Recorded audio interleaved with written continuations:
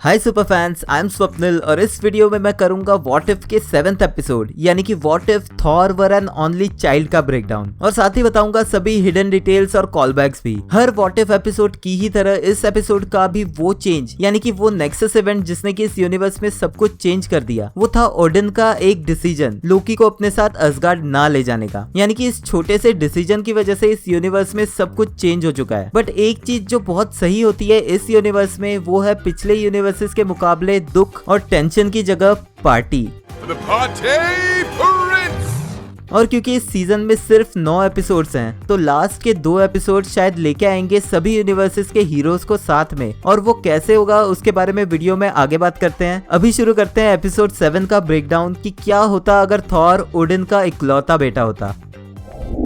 Episode शुरू होता है डॉक्टर जेन फॉस्टर और डार्सी के साथ जो डेजर्ट के बीच पोर्टल के खुलने का वेट करते दिखते हैं। ये सिमिलर है थॉर की इवेंट्स की तरह, बस यहाँ डॉक्टर एरिक सेल्विग नहीं दिखता। और जब डार्सी को सिग्नल्स दिखते हैं ऐसा होने के, जेन शील्ड और गवर्नमेंट दोनों को कांटेक्ट करती है बट कोई भी उसे जवाब नहीं देता। जेन उन्हें बताने की कोशिश करती है कि कैसे 2 साल पहले एक अल्फा स्टार इक्रस पे इसी तरह की इवेंट्स के बाद वो स्टार खत्म हो गया था। बट कुछ ही देर में बाइफ्रॉस्ट ओपन होता है और उनके ऊपर से निकलते हुए कोई लैंड होता है लास वेगस नेवाडा में। अब लास वेगस पहुंचता है थॉर अपने फ्रेंड्स के साथ, और ये हमारी टाइमलाइन वाले सीरियस थॉर से अलग पार्टी थॉर है जो कि अपनी लाइफ और चीजों को लेके ज्यादा सीरियस नहीं है। और ऐसा होने का रीजन है इस यूनिवर्स का वो नेक्सस इवेंट जहां ओडिन योतनहाइम की फाइट के बाद लोकी को अपने साथ ले जाने की जगह वहीं फ्रॉस्ट जायंट्स के पास छोड़ जाता है, जो रीजन बना थॉर के एज अ सिंगल चाइल्ड बड़े होने का, जिस वजह से बिना किसी कंपैरिजन के उसका बिहेवियर और नेचर बहुत ही अलग हो गया। यानी कि जहां लोकी के टीवीए पहुंचने में जो फिल्म मोबियस उसे दिखाता है उसे बताता है कि कैसे उसका इस यूनिवर्स में सिर्फ एक ही काम था और वो था बुरा बन के एक ऐसी सिचुएशन क्रिएट करना जिससे कि बाकी लोग मोटिवेट हो और सुपर हीरोज और अवेंजर्स फॉर्म हो सके। वही फैक्ट इस एपिसोड में दिखाया गया है। लेकिन ऑफ कोर्स लोकी भी हमें इस एपिसोड में आगे दिखता है एक फ्रॉस्ट जायंट के रूप में, जो कि रेफरेंस है लोकी सीरीज में ही दिखाए गए उसके वेरिएंट की तरह। ओडिन के ओडिन स्लीप में जाने से, जो कि अगर आपको नहीं पता है तो मैं बता देता हूँ, ये स्लीप ओडिन के लिए बहुत जरूरी है खुद की पावर्स को रिकवर करने और हील होने के लिए। थॉर के फर्स्ट पार्ट में लोकी से झगड़े के बाद हमें ओडिन स्लीप में जाते हुए दिखा था। अब फ्रिगा थॉर को अपनी responsibilities as a king properly निभाने को बोल के निकल जाती है अपनी सिस्टर के पास। फ्रिगा जाने से पहले हेमिडाल को थॉर पे नजर रखने को कहती है, और क्योंकि थॉर दूर नहीं अर्थ पे ही जाना चाहता है तो वो अपने फ्रेंड्स लेडी सिफ और द वॉरियर्स 3 को अपने साथ जाने को अग्री भी करवाता है, और साथ ही उन्हें बाकी रेल्म्स को भी इनवाइट करने को कहता है अर्थ पे होने वाली पार्टी के लिए। अब लास वेगास, जो कि एक्चुअल में वर्ल्ड की सबसे फेमस पार्टी लोकेशन है, अब यही थॉर के इनविटेशन से इकट्ठे होते हैं बाकी कई रेल्म्स के लोग, जिनमें कि हमें देखने मिलते हैं बहुत सारे अलग अलग केमियोज। स्क्रल्स, जिन्हें थॉर उसकी तरह ट्रांसफॉर्म होने के लिए कहता है, जो कि हमने पहले भी स्क्रल्स को करते हुए देखा है। स्कर्ज, जिसे हमने थॉर रैग्नारोक में देखा था हेला के साथ। लेडी सिफ एंड द वॉरियर्स 3, जिनमें लेडी सिफ के साथ खड़ा आदमी सिमिलर शर्ट पहने हैं जो थॉर रैग्नारोक और लव एंड थंडर का डायरेक्टर टाइका वाइटिटी के फ्लोरल पैटर्न्स वाले शर्ट को रिफ्लेक्ट करता है। साथ ही हमें थॉर रैग्नारोक में साकार से द ग्रैंड मास्टर और टोपस भी केक खाते हुए दिखते हैं। ग्रैंड मास्टर इसी पार्टी में आगे डीजेइंग करते हुए भी दिखता है, जो कि वो थॉर रैग्नारोक की स्टार्टिंग में भी करते हुए दिखा था। नेबुला फिर से एमसीयू यूनिवर्स की तरह दिखती है, यानी कि इस यूनिवर्स में उसी तरह का थैनोस एग्जिस्ट करता है। नेबुला और कॉर्ग साथ में गेम खेलते दिखते हैं, और आगे चल के कॉर्ग के साथ मीक, मैंटिस और योंडू भी दिखते हैं। इसी पार्टी में वॉल्स्टैग एक वाटर जेट पैक टेस्ट करता है और गिर जाता है, और उसको चीयर करते हुए दिखते हैं ड्रैक्स और वल्क्री। अब जेन और डार्सी इन्हें फॉलो करके पहुंचते हैं वेगस, और वो थॉर को देखती है कुछ स्क्रल्स के साथ। जेन को इस यूनिवर्स में भी थॉर पसंद आता है और आगे चल के थॉर की फीलिंग्स भी म्यूचुअली दिखती है। बट इस मोमेंट पे डार्सी जेन को रोके उसे किसी छोटे एलियन से स्टार्ट करने को कहती है, और हमें दिखता है हॉवर्ड द डक। हॉवर्ड हमने इसी सीरीज में और गार्डियंस ऑफ द गैलेक्सी और एंड गेम में छोटे छोटे केमियोज में ऑलरेडी देखा है।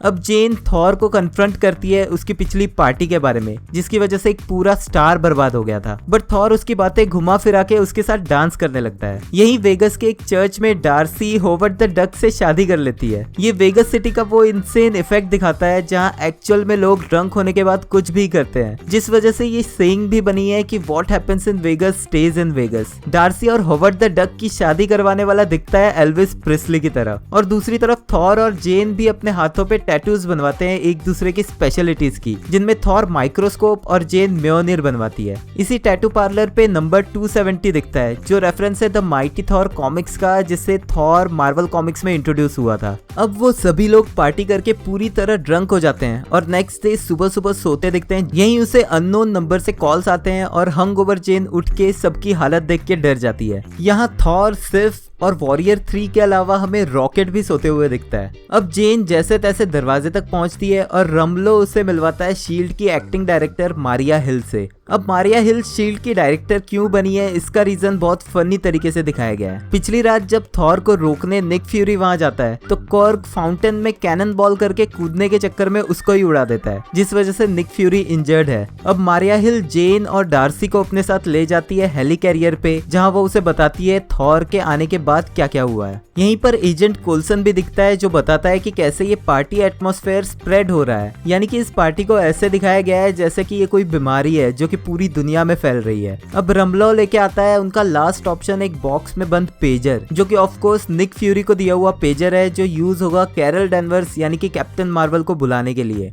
अब थॉर पार्टी करते हुए पहुंच चुका है फ्रांस में, जहां वो एफिल टावर के पास दिखता है सेल्फी लेते हुए सोविन के मेंबर्स के साथ, जिनमें शामिल है आयशा भी, जिसे हमने देखा था guardians of the Galaxy volume 2 में। तभी वहां पहुंचता है लोकी एज अ फ्रॉस्ट जायंट अपने साथियों के साथ। और पहले तो ऐसा लगता है कि ये दोनों लड़ने वाले हैं, बट फिर पता चलता है कि इस यूनिवर्स में अलग होने के बावजूद भी दोनों वैसे ही एक दूसरे को भाई जैसा मानते हैं। तभी यहाँ पहुंचती है कैप्टन मार्वल और वो थॉर को ये पार्टी स्टॉप करने के लिए कहती है, बट थॉर म्योनिर लेके उससे फाइट करता है। थॉर की म्योनिर हिट से कैप्टन मार्वल पहुंच जाती है यूनाइटेड किंगडम में, जहां वो ऑलमोस्ट स्टोनहेंज मॉन्यूमेंट को हिट कर देती है, बट वो उसे टूटने से बचा लेती है। बट थॉर वहां पर आके जानबूझ के मॉन्यूमेंट गिरा देता है। फिर थॉर के म्योनिर अटैक्स को कैप्टन मार्वल अपनी एबिलिटीज के थ्रू एब्जॉर्ब करने लगती है और उसे वापस हिट करके यूनाइटेड स्टेट्स में फेंक देती है। इसी ड्यूरेशन में वो लोग अलग अलग कंट्रीज के ऊपर से ट्रेवल करते हुए जाते हैं, जिनमें से एक ट्रॉपिकल आइलैंड दिखता है, जो कि एक रेफरेंस हो सकता है तहीती का, जहां एजेंट्स ऑफ शील्ड में एजेंट कोल्सन की फेक मेमोरीज उसे ले जाती दिखी थी।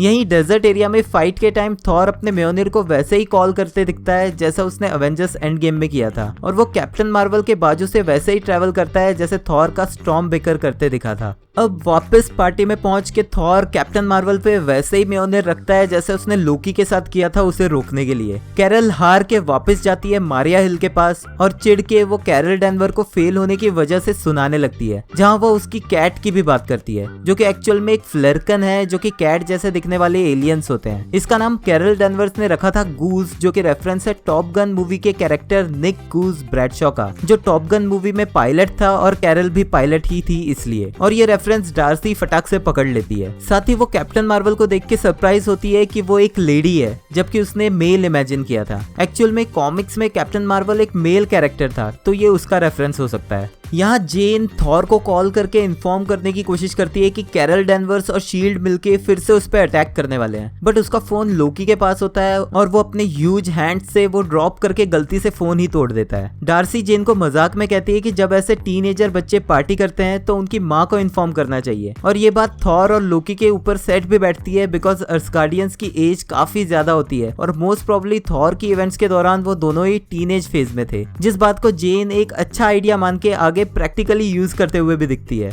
यहाँ न्यूयॉर्क में हमें दिखता है थॉर रैग्नारोक वाला सर्टर, जो स्टैचू ऑफ लिबर्टी के साथ फ्लर्ट करते हुए दिखता है। साथ ही लोकी और उसके friends casket of ancient winters use करके माउंट रशमोर के प्रेसिडेंट्स के स्टैचूज पे हॉर्न्स और बियर्ड्स ऐड करने लगते हैं। वहीं ऑस्ट्रेलिया में कुर्ग, मीक, मैंटेल्स, योंडू और बाकी लोगों को थॉर सिडनी के ओपेरा हाउस से स्लाइड करके दिखाने जाता है, बट इसी बीच से कैप्टन मार्वल उसे अपने साथ ले जाती है साइबेरिया में। यहाँ पर डार्सी का आइडिया यूज करने के लिए जेन डॉक्टर सेल्विक की हेल्प लेती है एक मशीन रेडी करने के लिए, जिससे वो हेमिडाल को आवाज लगा सके। हेमिडाल जेन को लाता है असगार्ड पे और वहां से भेजता है उसे फ्रेगा के पास। जेन फ्रेगा को थॉर के अर्थ पे होने की बात बता देती है। यहाँ दूसरी तरफ कैप्टन मार्वल थॉर के साथ फाइट में उसे लास्ट वार्निंग देती है पार्टी रोकने के लिए, और मारिया हिल भी शील्ड के एजेंट्स को न्यूक्लियर बॉम्ब रेडी करने को कहती है। बट ये सब कुछ होने से पहले ही फ्रेगा पोर्टल के थ्रू वीडियो कॉल की तरह थॉर से बात करती है और उसे डांटती है, बट थॉर उससे झूठ बोलता है कि वो अर्थ पे स्टडी करने के लिए आया है और वो खुद चेक कर सकती है। फ्रीगा के आने से पहले थॉर वापस आके सबसे अपील करता है उसका मेस क्लीन करने में उसकी मदद करने के लिए, बट जब कोई भी उसकी हेल्प करने को रेडी नहीं होता तब थॉर ओडिन से वैसे ही हेल्प मांगता है जैसे थॉर रैग्नारोक में उसकी आंख फूटने के बाद उसने किया था। बट यहाँ वो अपनी पावर्स यूज करने की जगह सबको चिल्ला के सच बता देता है कि उसकी माँ फ्रीगा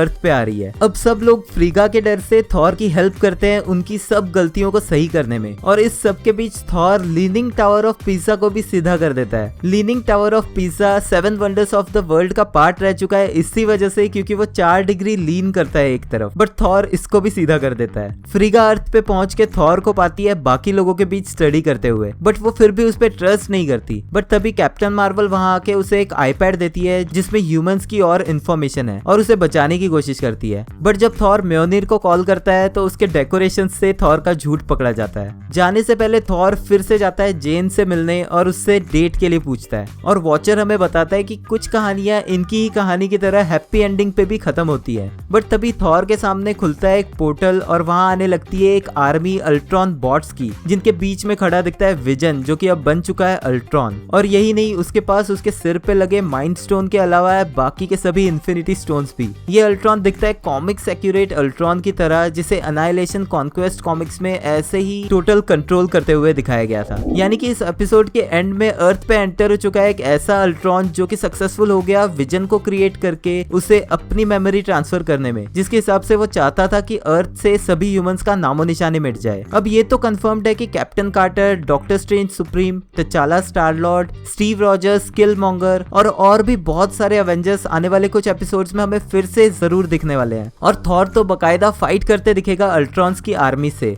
तो एक पॉसिबिलिटी है कि कुछ ऐसा होगा जिससे कि ये सभी सुपर हीरोज एक दूसरे के यूनिवर्स में जाएंगे उनकी हेल्प करने के लिए। और जिस तरह से पिछले सभी एपिसोड से वॉचर सभी कैरेक्टर्स के क्लोज आता जा रहा है, हो सकता है कि वही रीजन बने मल्टीवर्स के एवेंजर्स को एक दूसरे से मिलाने का। अब एक्चुअल में क्या होता है वो तो आने वाले एपिसोड में ही पता चलेगा। इस एपिसोड में से आपका सबसे फेवरेट केमियो कौन सा था मुझे कमेंट्स में लिख के जरूर बताना। अगर आपको ये वीडियो पसंद आया है तो प्लीज लाइक कर देना क्योंकि वो एकदम फ्री है। Thank you for watching this video. मिलते हैं नेक्स्ट वीडियो में।